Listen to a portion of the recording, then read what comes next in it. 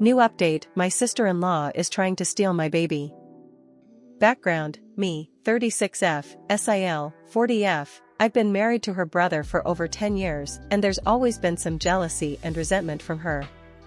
She's always felt like I had the life she wanted, not necessarily with her brother, but the marriage, family, job stability, etc.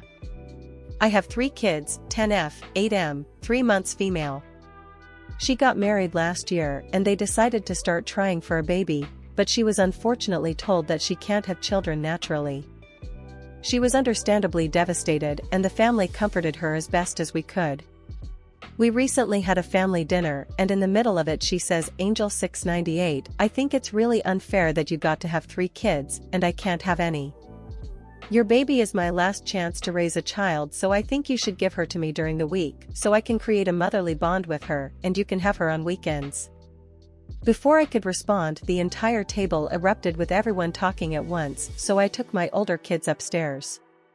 When I got back to the dining room, her husband was asking what the hell is wrong with her and why would she even think to ask that. She was trying to justify herself when I asked them to leave. I also said that she's no longer welcomed at my house or around my children until she gets help. She started screaming that I don't deserve my life or my children and that I stole her baby from her. Her husband and MIL kept apologizing and dragged her out of the house still crying and screaming. Now my kids want to know why their aunt wants to take the baby. Edit. I've been reading the comments, but it's too many to reply to, so here are a few points.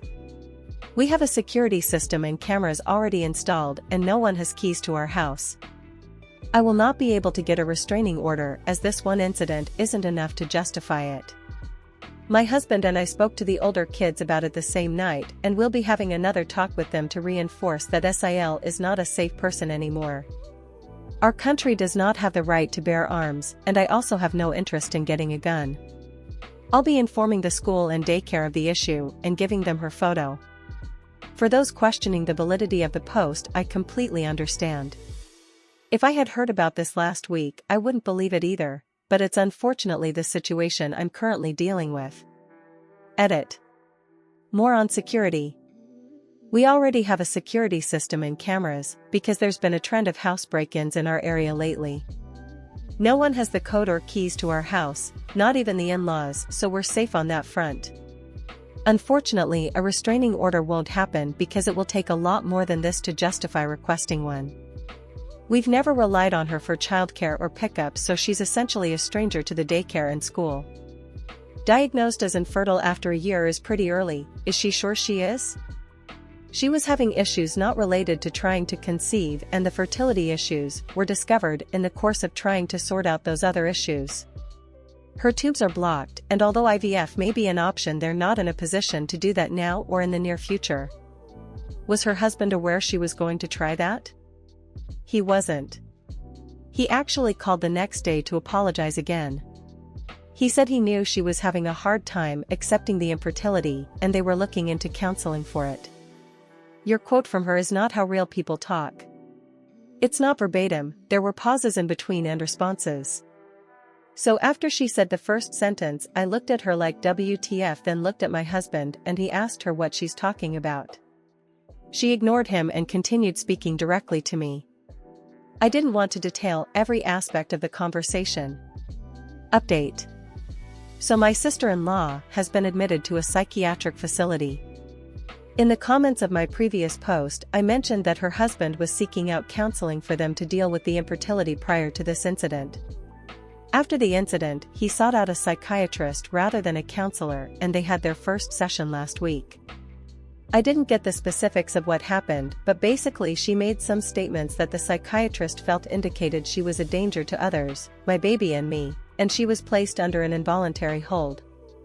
My BIL has been nothing but apologetic through this entire ordeal, and he kept her away from us since the incident. MIL was staying with them to keep an eye on SIL. She tried to leave the house in the middle of the night to see her baby. Also, BIL found her researching how to induce lactation, and she said it was to make sure she can feed the baby properly when I come to my senses and give her up. From what BIL has said, seeing me breastfeed is apparently what triggered the entire episode.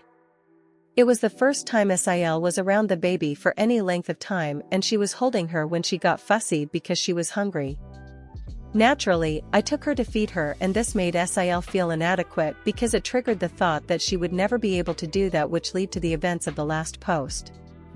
I'm grateful for all the advice that was offered on my last post, as some of it was really helpful.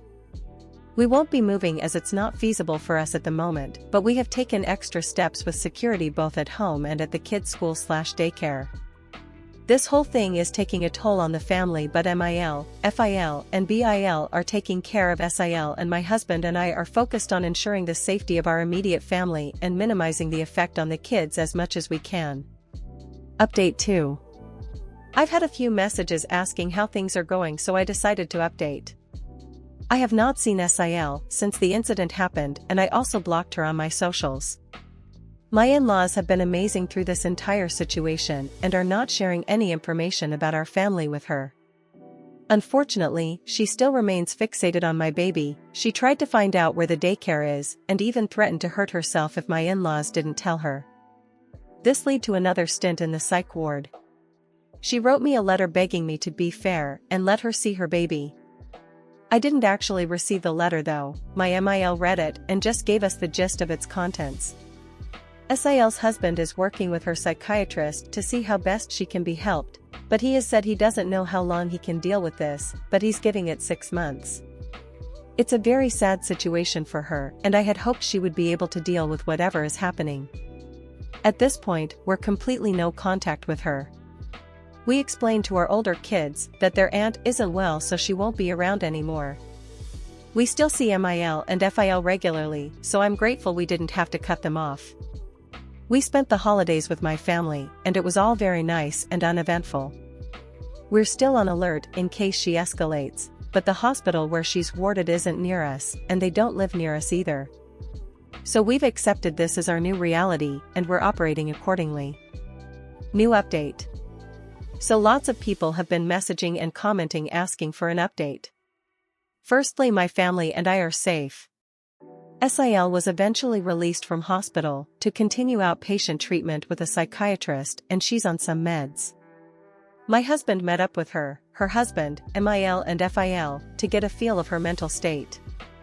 She was very apologetic and seems to understand the issue with her previous behavior.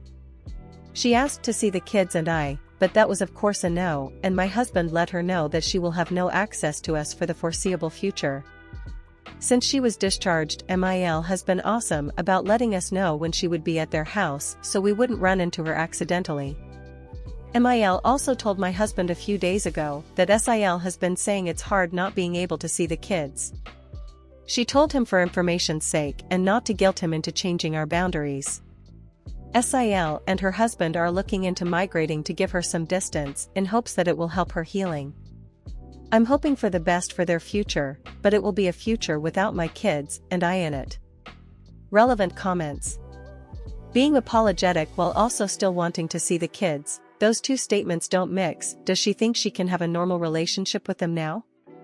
Before all this, she was a very good aunt to my older kids. So in conversation she asked my husband when she would be able to meet with me to apologize in person and if she would be able to see the kids at all. He made it clear that he would be the only one she has access to. Would it be possible for her to ever foster or adopt a child? Adoption is very difficult in our country, and unfortunately because of her now documented mental breakdown, it will be impossible for her to do either one based on the requirements. How is her husband, your BIL, handling this? He sought therapy on his own and has decided to stay for now. He's pushing for them to migrate as he thinks space is needed for her to have a chance at healing. OOP's husband. My husband had been a rock star throughout all of this. He had one meeting with his family so he could see for himself where she was mentally, because so far everything we've gotten has been through MIL. They're not hanging out and acting like everything is fine. That's where the story ends. Please consider subscribing to keep up to date on this post and other daily Reddit content.